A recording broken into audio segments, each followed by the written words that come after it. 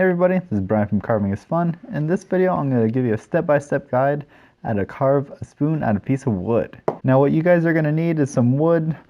You can get some woods that are pre-cut already as a blank, or you can just get your own piece of wood and then carve it the shape as needed. I bought these from someone on eBay. They came in a 3-piece set where I got some butternut, some walnut, and some cherry. All in the same go. So you get 3 different types of wood. The butternut's going to be the softer one out of the 3. So if you get the choice to get that one, go ahead and get butternut. It comes out really nice. Great choice if you just want to use that one. And then the tools that you're going to want are going to be a little bit more specialized. Now if you don't have your own spoon carving set already, Beavercraft sells a pretty decent beginner one that comes with all the tools you're going to need. It has a hook knife in there, a sloyd knife, and a detail knife, so you get to have several different types of tools, as well as a leather strop and a stropping compound. I believe you can get this for less than $40. It's not a bad deal for what it is. And also, if you're more into traveling, you can get the Flexcut Spoon Jack, which is a great option. It comes with a little hook knife in there, as well as a shallow hook knife and a detail blade to do your carving with. Great option. But for this video, I'm going to be carving some butternut, and I'm going to be using my OCC set here with my scoop knife and my roughen knife here. Now if at any point in the video you feel like you're falling behind, go ahead and hit pause. I will have a picture on the left hand side of the screen over here showing what the current step is. That way we can keep pace with the video. Alright, so starting off, what I like to do is start shaping the actual spoon the way I want it, from the handle to the scoop itself. I don't start hollowing out the middle just yet, but what I like to do is I'll take the spoon from about the middle to the point where it starts swooping in, and then I'll start forming the handle from there. This part we're just basically removing a lot of wood. This is probably going to be the easiest part for most of you. Just keep in mind that you don't want to remove too much wood just at the beginning. We're going to basically be roughing it out. That way if you do want to do some designs on it later on, you can do that as well. This video we're not going to do that. I'm just going to do a simple spoon for the purpose of this video.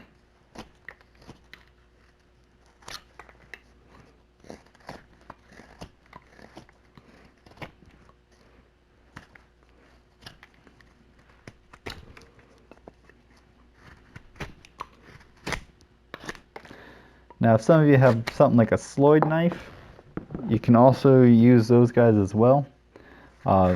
They're very effective for removing a lot of wood very quickly. So if you'd rather use your sloyd knife, have at it. Probably use it here for a sec. The Beavercraft beginner spoon carver set does come with its own sloyd knife in there, so that one's got you covered. Now when you're starting to round the spoon off, you want to figure out how deep you want the spoon. This one's going to be pretty deep, kind of like how I have this one here.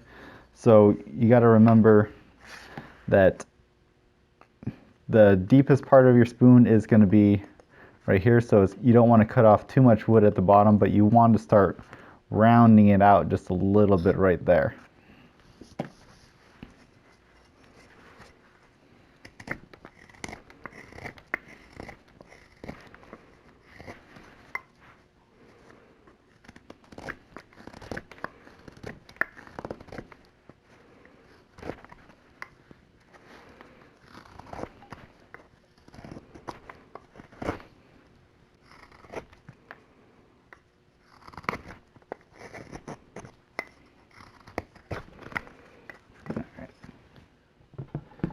I'm going to switch back to my roughing knife here.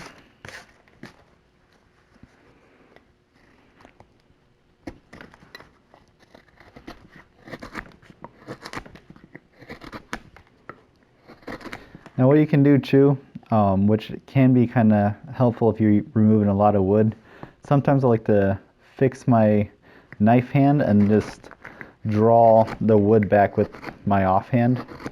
That way I'm not moving the knife hand too much, and mostly if it requires a lot of force. That way it helps reduce fatigue and prevents you from putting like a lot of power behind your blade and having it just fly out. It's a little bit safer that way.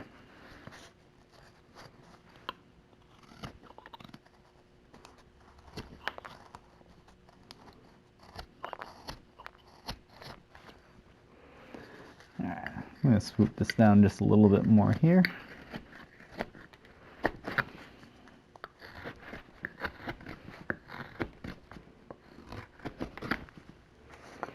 That's about where I want it for right now. And then at this point, what we're going to do is start rounding out the rest of the spoon here. We already got the back side started. So what we're going to do is continue that swooping shape all the way around towards the front, and then define the bottom of the spoon here.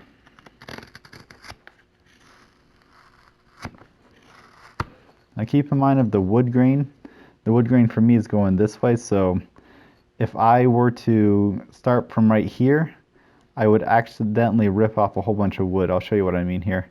So since the wood grain is going this way, you want to make sure that you're not slicing off too much, because right here, I don't know if you saw it, it moved really quickly, but you can see where the wood grain is starting to separate right there.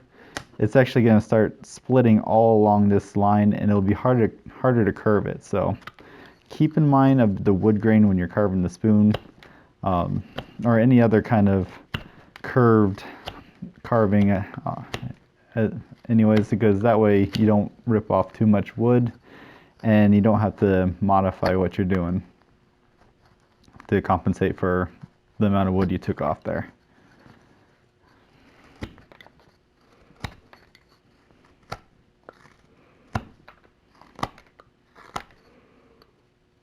So right here, I don't want to accidentally rip off too much wood, so I might just come in at a different angle.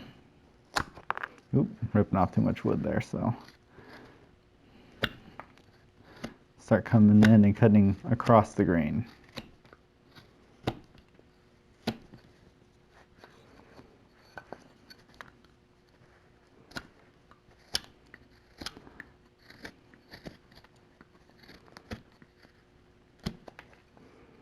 There we go.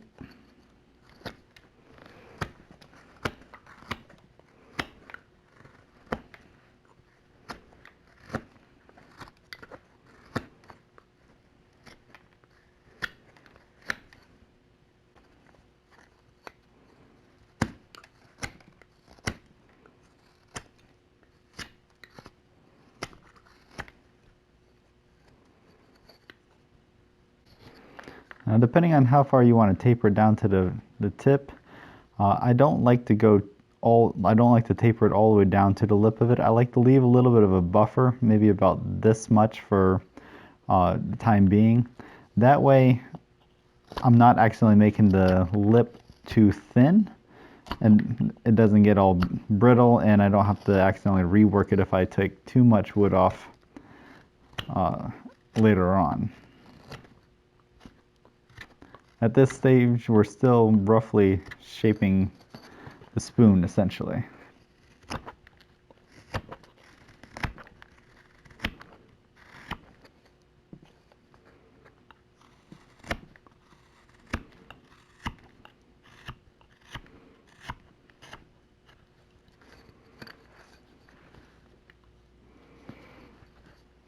Let's see.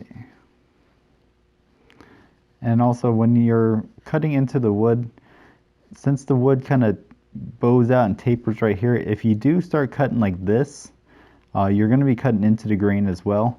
So you run the risk of accidentally splitting this entire section off. When it's starting to curve in like this, you want to actually cut into that curve. Otherwise, you will rip off a ton of wood, and you won't be able to reverse back. So again, be mindful with the grain of the wood on this.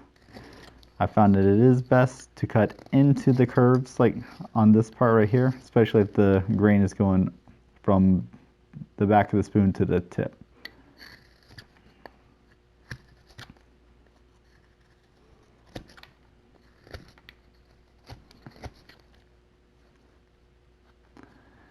All right. Now that we got the shape mostly roughed out, let's start removing some of these odd bumps and start making it smooth like we have over here.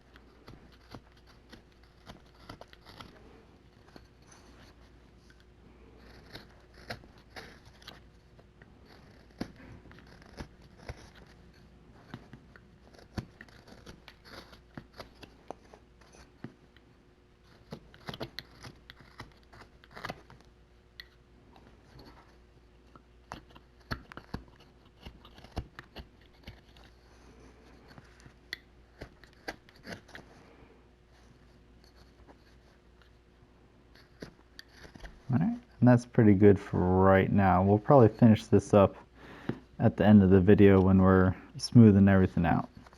So from here, we're going to want to further define the handle. We should already have it roughed out, so we can take off some extra wood, make it uniform all the way down. And what I like to do at this point too is kind of taper it in, because that's a big old handle. I personally like my handles just a little bit thinner. It's a little bit easier to hold on to, but you can make yours as thick or as thin as you want. So I'm going to take it in right about there, I think.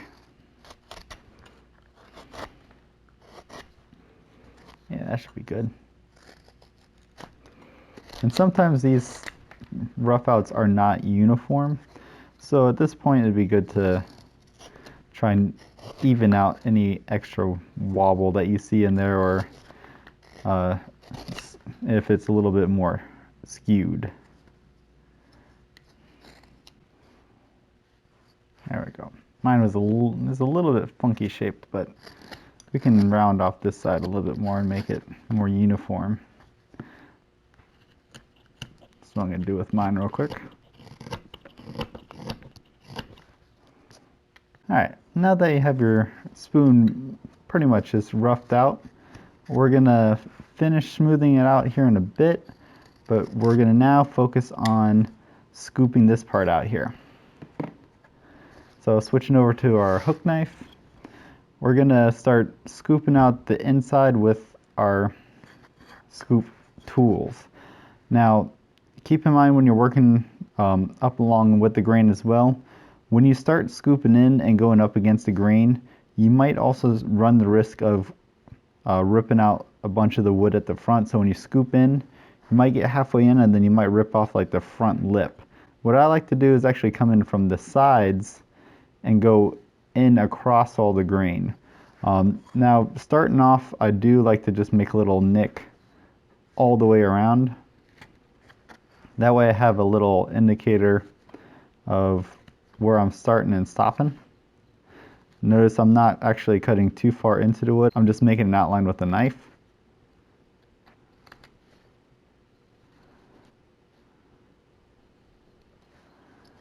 There we go. So now that I have that, I'm just going to go in and start scooping across.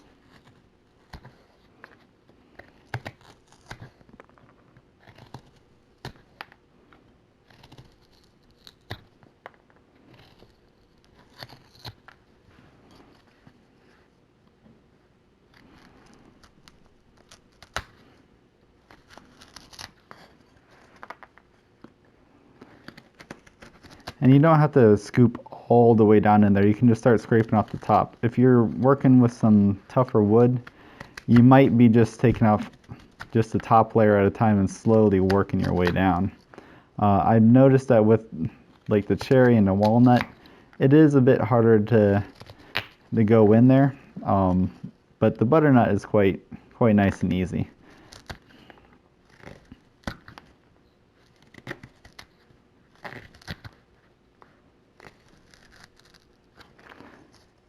Eventually I start just working my way down towards the center and circling all the way around.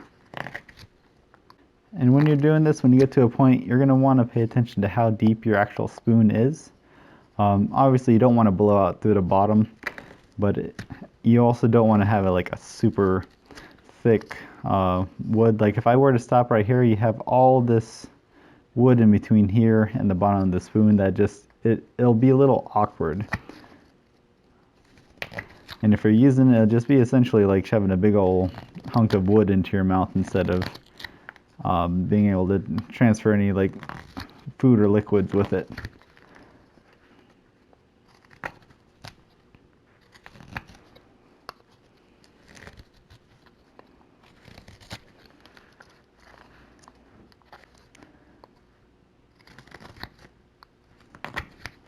Again, when you're doing it too, just like how I left a little bit of a border around here, leave yourself a little bit of a border around the outside lip there. That way you have some extra room to work on and adjust when it comes time to start fine-tuning everything. I don't like to do all the cutting at the beginning. I like to leave a little bit of extra room in there to actually work on and do a little bit of fine-tuning it as needed. That way I don't accidentally overcut anything. It's better to undercut it and have room to work rather than overcut it and then either have to scrap the whole chunk of wood or try and do something completely different with the carving.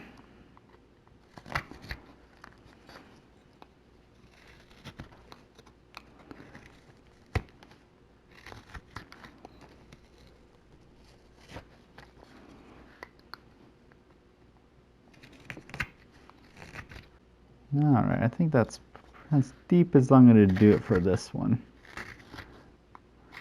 Just start smoothing it out a little bit with the hook knife. Get rid of some of the jagged and rough spots.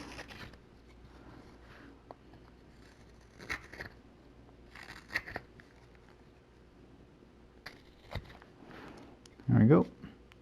That's pretty good for right now. And at this point I'm just going to start scooping in towards the lip a little bit at a time. You don't want to start going too crazy. And again, watch that wood grain, that way you don't accidentally rip off a bunch of wood.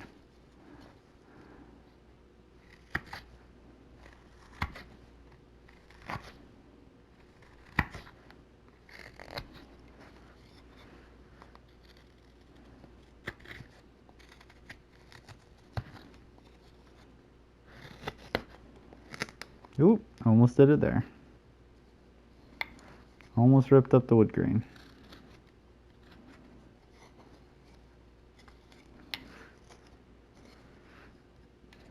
See if I can fix that a little bit.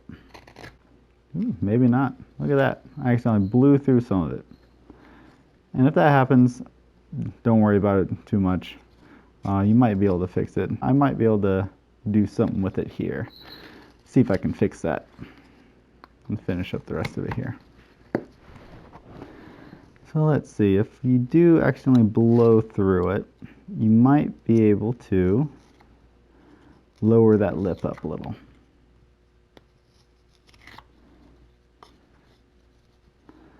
See if I can make it even all the way around.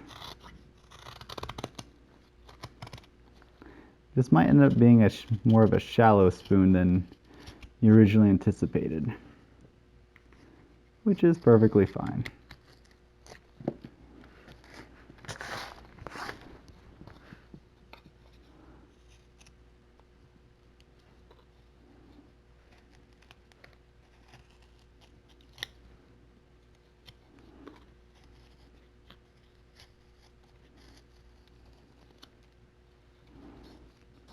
Yeah, just a little bit more around and it should be fine.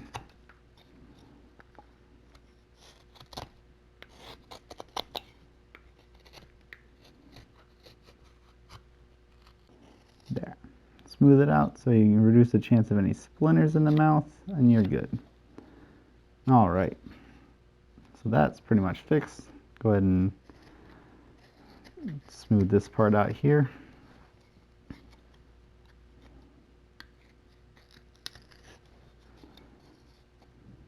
A little bit of a crack going right here. I wonder if I can fix that. Pretty sure I can.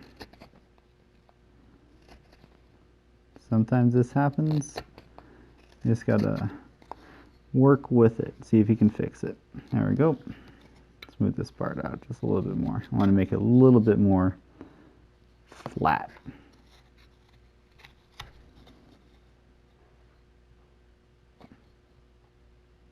Yep, there we go. That'll work. All right, now I'm gonna bring this taper in just a little bit here, so it's a little bit of a more uniform shape around the spoon edge there.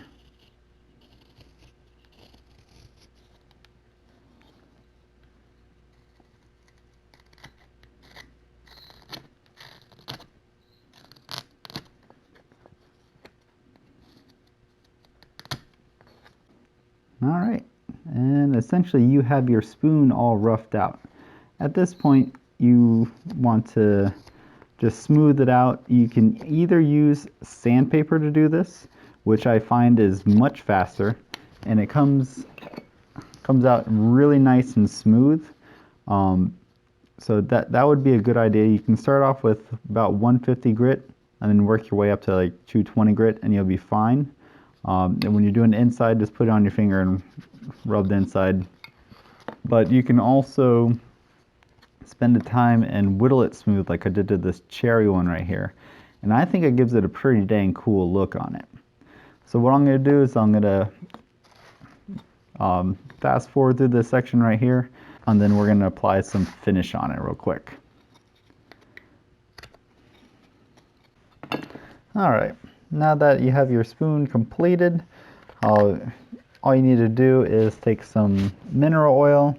I have some wood block oil on here that I use for my cutting board. And I usually just like to pour some into the handle or this spoon part itself.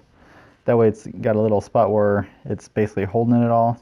And I'll take that and I'll just start dragging it out towards the rest of the body.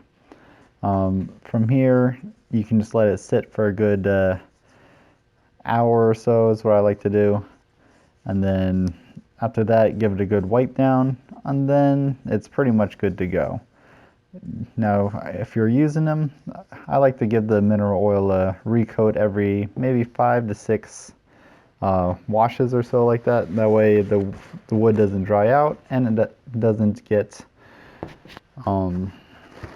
too dull looking or anything like that.